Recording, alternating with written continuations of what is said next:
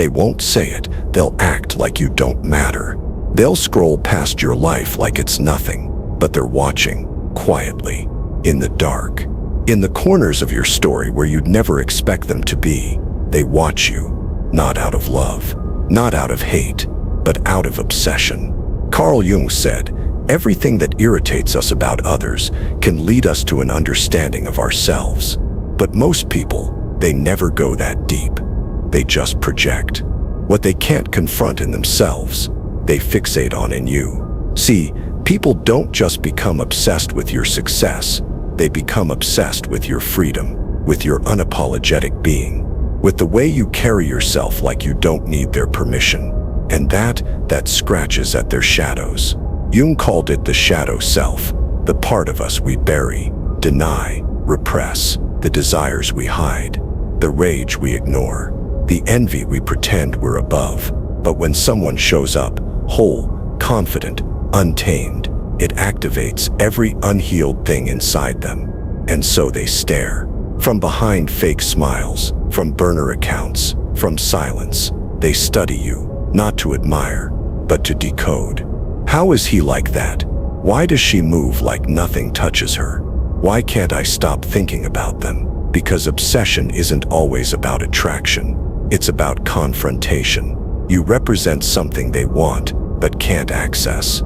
Not yet. They won't reach out. They won't comment. They won't clap when you rise. Because to acknowledge you, to openly recognize what you are, would mean admitting what they are not. And that's unbearable. Jung believed that the shadow, this dark, unconscious side of the self, isn't evil. It's repressed potential. It's all the parts of ourselves we were told not to be. The ambition we muted, the anger we swallowed, the confidence we labeled as arrogance. But when someone lives in alignment with their shadow, when they integrate it, own it, and walk with it openly, they radiate a kind of power that's hard to describe. Not loud, not flashy, but magnetic, haunting. It's why they watch you, because you're doing something they never gave themselves permission to do. You're living without apology. You're walking without shame. You've stopped asking for permission, and they're still begging for it. Understand this, people don't stalk what they're indifferent to. They only watch what reflects their unlived life. That's why you haunt them, because you are, without trying, a mirror, a symbol, a living embodiment of the version of them they never became. And that tension, that invisible pull, is what Jung called psychic projection. They don't even realize they're doing it. They think they're annoyed by you. They think they're judging you. But in truth, they're looking for themselves inside of you. But all they find is distance. All they see is someone who moved forward while they stayed still. You are the path not taken.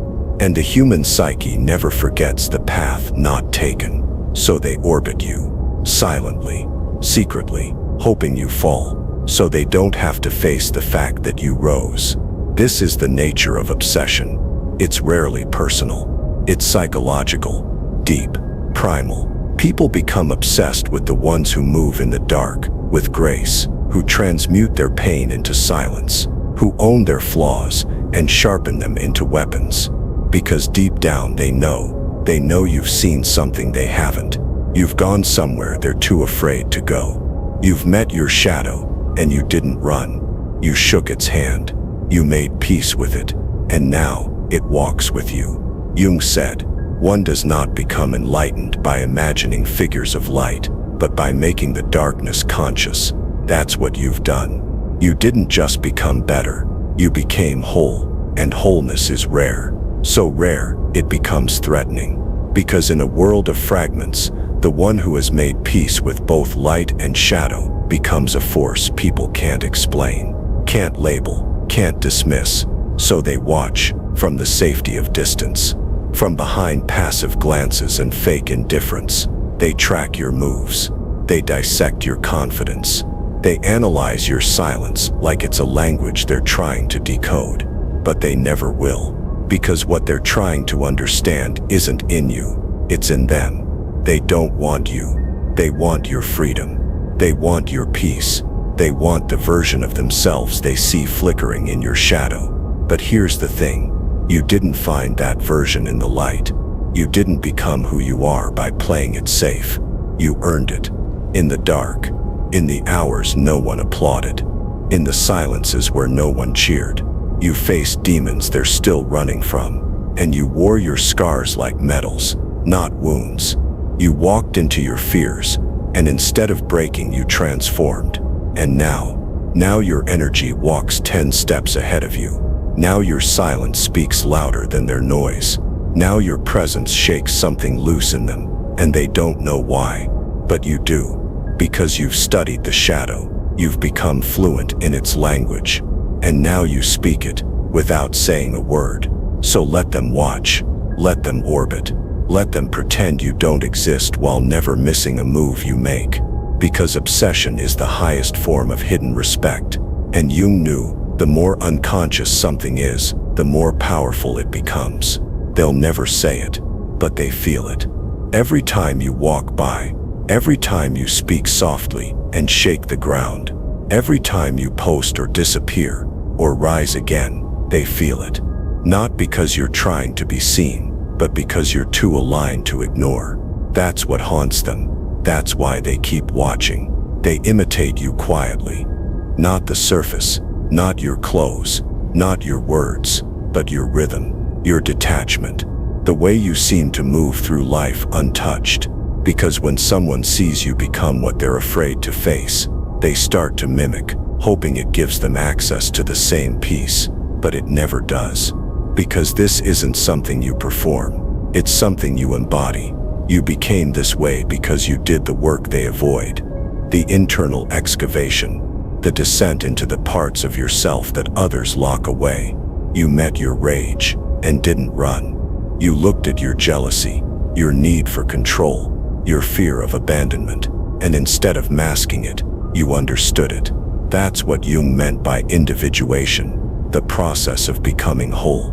Not good, not bad, but complete. It's the journey of seeing yourself as you are, not who the world trained you to be, not the identity shaped by wounds, but the one formed in the fire of truth. And once you make that journey, you can't go back.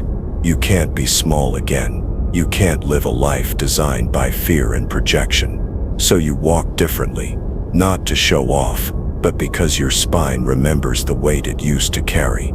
You speak differently, not to impress, but because you've killed the need for validation. And that liberation, it makes people uncomfortable. Because they're still imprisoned by a self-image they never chose. Still performing for a crowd that's not watching. Still hiding from truths that scream in silence. You don't make them uncomfortable by attacking them. You make them uncomfortable by existing freely. Because your freedom mocks their cage. And so they watch, in secret, from behind screens, from across the room, from the sidelines of your life. They study you like a myth, a mystery, trying to solve the equation of your composure. How is he so calm? How does she move with that kind of confidence? What did they do to become that way? The truth, you died, not physically, but psychologically. You let the old self rot. The insecure one, the one that begged, chased, feared being alone. And from its ashes, you built someone who doesn't need the world to applaud to feel worthy. That's why they're obsessed, because deep down they want that death. They crave that rebirth. They want to feel what it's like to not need, to not chase, to not pretend, but it terrifies them. Because to do it they'd have to face themselves. And most people aren't ready for that war.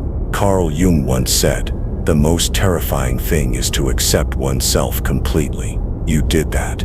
And now your presence is a reminder, a confrontation, a living example of what happens when someone accepts themselves without shame. So the ones who can't, they keep you close. Not physically, emotionally, energetically, digitally. You live in their headspace.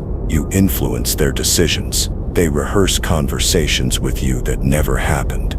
They compare themselves to you in silence, because whether they admit it or not, you became a symbol, not of perfection, but of wholeness.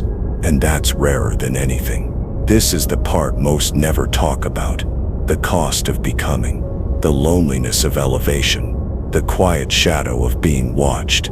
It's not always admiration. It's not always envy. Sometimes it's just curiosity. They don't know what you are, because you're not acting out a script they recognize. You're not trapped in the same loop of noise and need. You walk like someone who answered their own questions, and in a world of lost people, that makes you unforgettable. You are proof that someone can walk through fire and come out gold.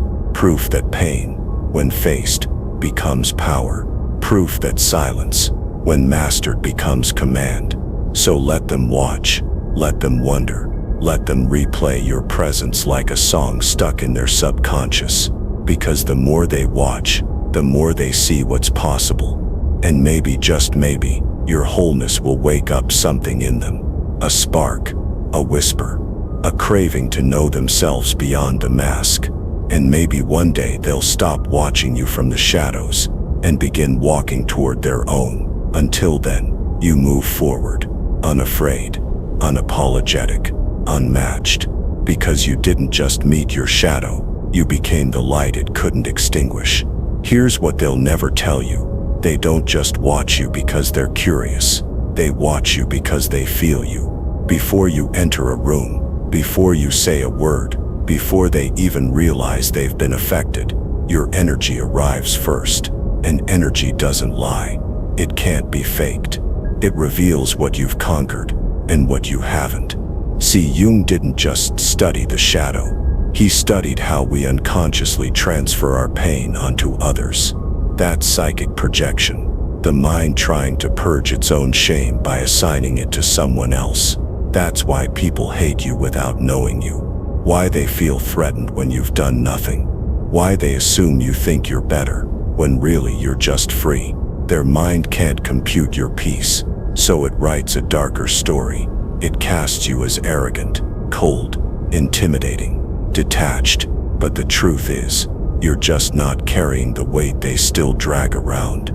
You shed it, and now they feel the difference. And difference to the unhealed feels like danger. So they keep watching, not to celebrate you, to contain you, to measure where you are, to see if maybe you fall, to prove to themselves that your wholeness isn't real.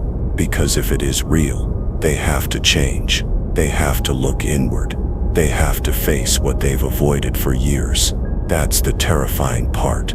Not you, not your power, but what you represent. You're not just a person to them. You're a mirror, a message, a reminder that comfort is a cage, and freedom requires death. The death of identity, the death of illusion, the death of the story that says this is all I'll ever be. You shattered that story. You stepped out of it.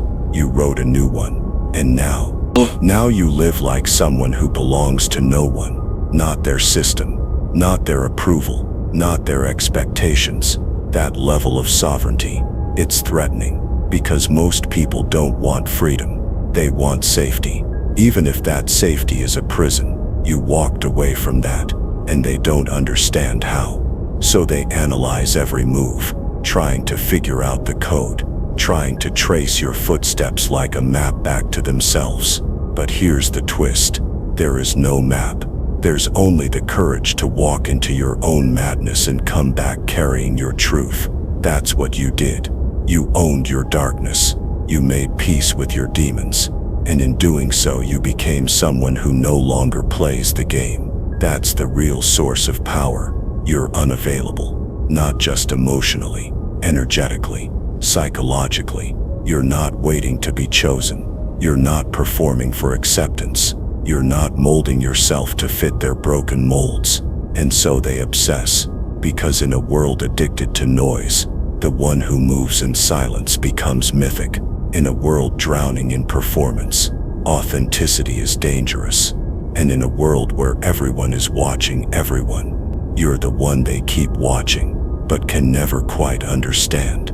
That's your gift and your curse, to be visible to everyone and known by none. But make no mistake, they feel you, they fear you, they study you, and deep down they want to be you. Not because you're perfect, but because you're real. Because you've walked through your fire and came out whole. That's the power Jung was pointing to all along. The person who integrates their shadow is not just healed. They become complete, unshakable, unafraid, and the complete person. They don't need to prove anything. They just are.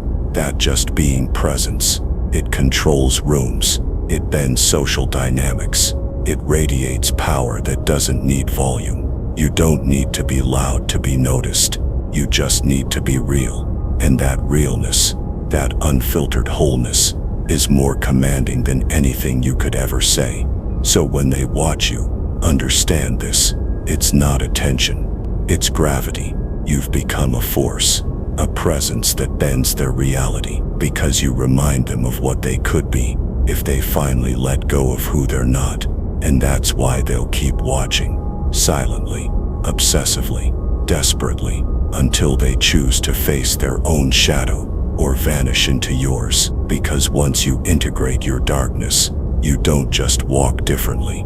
You exist on another frequency, one that doesn't chase, one that doesn't need, one that doesn't bow. You become the storm and the stillness, the fire in the mirror, the question and the answer. So let them wonder, let them watch. Let them whisper in private what they'll never admit in public. You are the one they watch in secret, because deep down they know you became something they still fear becoming, and they'll never forget you for it.